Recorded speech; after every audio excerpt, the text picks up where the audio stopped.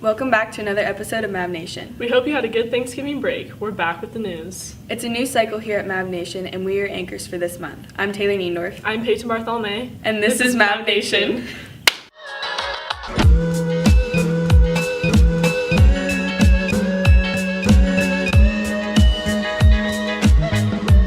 Math Hour begins tomorrow in the 500s.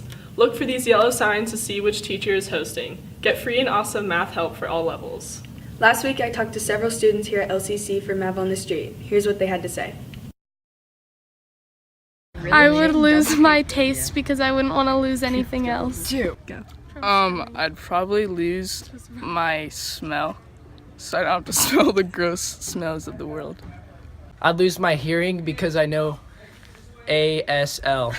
I would lose my sight so I can carry around a dog. I lose my sense of hearing because then I wouldn't have to listen to Taylor talk in my ear all the time. This year is the 11th annual Adapted PE basketball tournament. It will be hosted here at LCC during 4th period, Thursday, December 1st. Best Pals, ASB, and Advanced Leadership will be helping at this event. This Wednesday from 4 to 9 p.m. is a fundraiser for the Best Pals program and team meal at the Habit.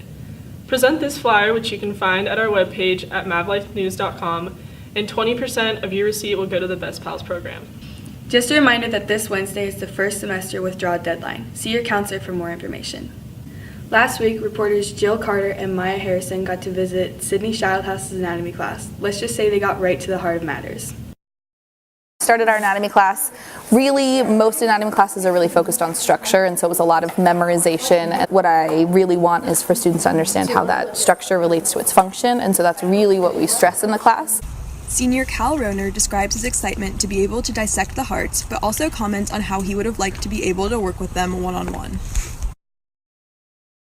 So basically this is just like a sheep's heart. You can't really tell exactly where all the parts of it are because it's old and stuff. But I don't know, it's interesting to learn about how the hearts work because it's basically the same as ours. So yeah. Junior Zoe Slipper explains how the assignment for the dissection was difficult to follow along with completely due to the heart's older condition and the ratio of hearts per people. Senior Ella Boyce presents the heart that her group had dissected, discussing the placement of various components of the heart. And so that's the most important thing for me. I want you to understand what that structure is, how that relates to its function, so then you can understand when it's not working like it's supposed to, so that you can go back and really relate that to what must be physically damaged or what isn't structurally sound. Anatomy teacher Miss Childhouse explained that over time, district-wide budget cuts and an undersupply of materials have affected her program. Then when we talk about kind of how it's progressed, when we first started we had groups of 3 for our hearts. Now we have groups of 4s and 5s for our hearts. And part of it is just the management of cost, that the class is really expensive to run. When we deal with our hearts all come from sheep that have been slaughtered, and so people eat lamb meat, but the companies take these hearts that would just be waste anyway and then preserve them for us so that we can use them so that nothing is destroyed for us to learn. The sheep that are slaughtered are usually 6 to 9 months old, so the hearts that we see are beautiful, young, very healthy hearts. These young hearts are sort of prime examples of beautiful, fresh, or kind of fresh preserved hearts for you. Thanks for letting us visit, Miss Childhouse. Okay everyone, get out your phones. MavLife feature has a poll for you. Go to www.mavlifenews.com and scroll down to the poll about open campus lunch. Tell us if you think LCC should have an open lunch, and seniors, tell us your go-to spot. I was lucky enough to visit with some students from the Comedy Sports team. Let's take a look. Comedy Sports is a comedic improv game performed by students. I interviewed a few members of Comedy Sports to get more information about what it is and what they do. Here's Grace Galloway telling us a little about what Comedy Sports is all about. Comedy Sports is comedic improv, and it's just a club where we just have fun and play improv games. There's a ton to choose from, and we also have once a month we have improv shows, games I guess, and you've probably heard about them or you've probably been to one. They're really fun, and we just play games off the top of our head. Grace is a sophomore at LCC and has been in Comedy Sports since freshman year. Having different themes for their games helps them get more creative with their improv. Yeah, so our first game was just like an SGA game. I guess that's not really a theme, but then we had teachers versus students. We'll have the alumni come back in either December or January. We'll have girls versus boys, Civil War, which is just LCC versus LCC, but there's just fun. Comedy sports is open to anyone in all grade levels. This is Morgan's first year in comedy sports. This is like my first year doing like the comedy sports club, but like I've done improv before, just not like at the school. There are also many different ways that the comedy sports players get the crowd involved. It just like depends on what game, I guess. Like head to heads, we're like trying to beat the other team, but like scenes, we're just trying to like make a good scene, and then like hopefully the audience will like laugh. Hopefully it's funny, I guess. Ross has been in comedy sports for 2 years, and his main goal is to make people laugh. Yeah, we try to get the crowd involved. Just the main goal is to make you guys laugh. So any way we can do that, we're going to do it. Thanks for letting me visit, guys, and it looks like that's it for the news. I'm Taylor Niendorf. I'm Peyton Bartholomew. Now here's MavLife Sports.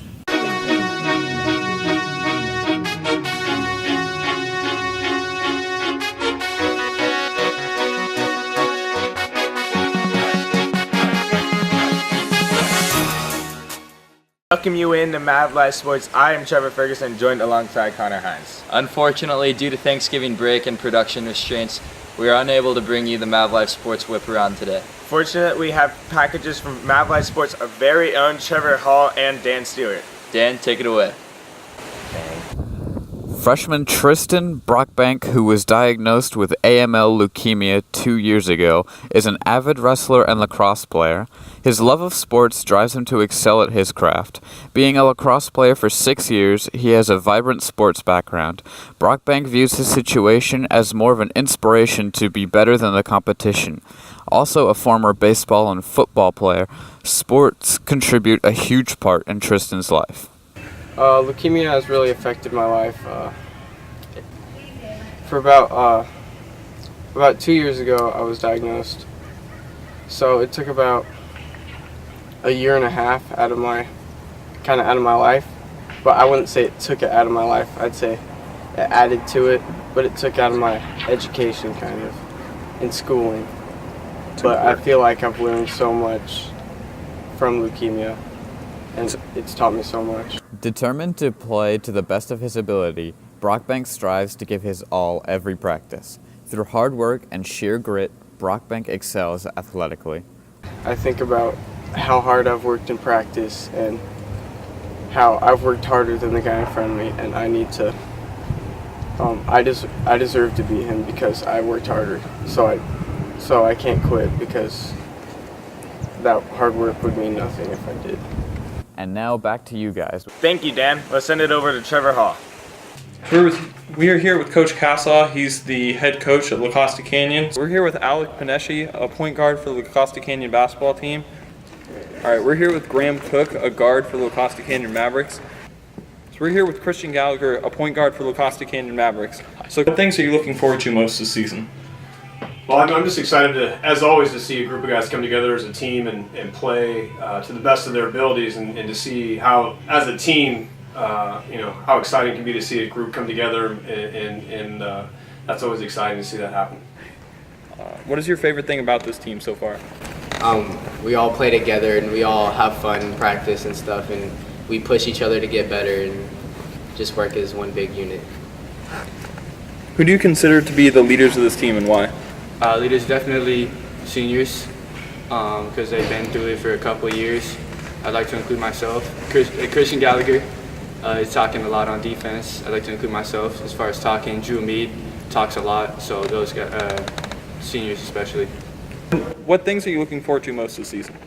Well, practice for one, because that's where our team gets better in order to drop buckets in the games. But other than that, playing Torrey Pines, beating them, winning CIF. State. Thank you, Trevor. That'll do it for this week's episode of MavLife Sports. Now let's send it over to MavLife Style. Hello, Mavericks! Whoa! My name is Caitlin Hardcastle, and today we're going to be asking some of your favorite Mavericks some fun winter questions. So sit back, relax, and enjoy Mav Lifestyle, the show made for the Mavs, by the Mavs, on what makes LCC, LCC.